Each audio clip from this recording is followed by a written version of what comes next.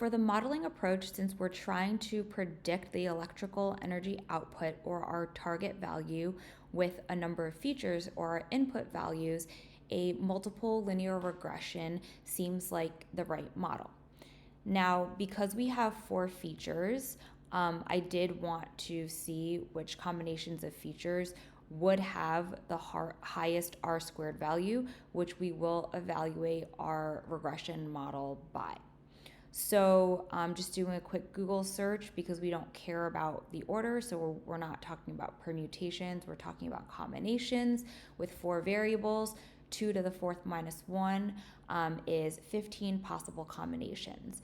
Those 15 combinations you can see are all laid out here, and these correspond to my 15 training tabs that I have. Now, for the data, out of the 9568 total readings we have, I decided to use 60% of that for training data, 20% for validation, and 20% for test.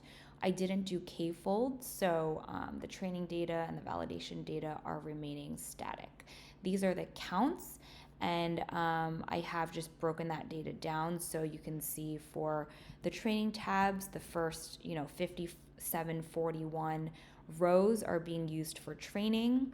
Then essentially for the validation tabs, the next 1914 rows are being used for validation.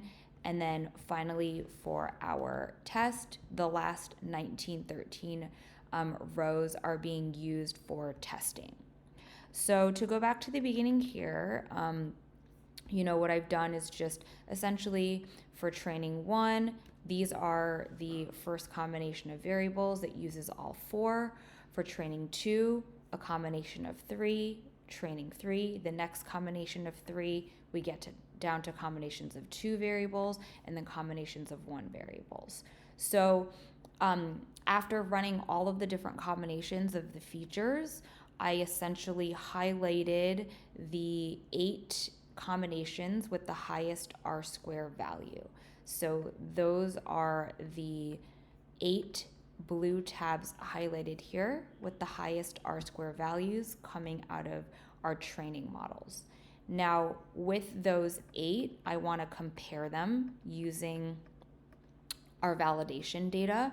And so that's what these 8 validation tabs are. It's taking the combinations, the 8 best performing combinations from training and comparing them using our validation data. So there are 8 validation tabs here that correspond to the 8 best performing training models. And the R-squared here is highlighted in yellow. So of the 8 combinations coming out of the validation data, 2 were very close. So this combination of all 4 variables had an R-square of 0.9272.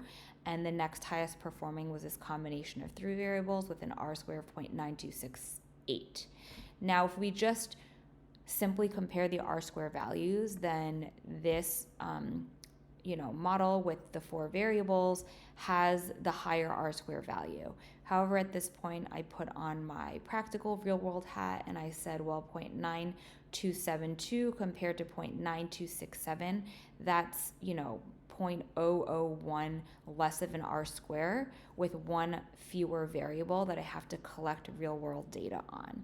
And so essentially, I decided to kind of declare this combination of features the quote-unquote winner, if you will, collecting 1 less variable of data in real life for 0.001 less of R-square value seems practical. So then I took these 3 variables and I used the test data to see how it finally performed.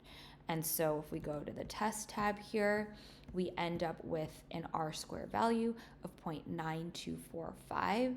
So that just means that the variability in our electrical energy output target value is explained, or 92% of the variability is explained by these 3 input values. So the temperature, the exhaust vacuum, and the relative humidity explain 92.45% of the variability of the electrical energy output value.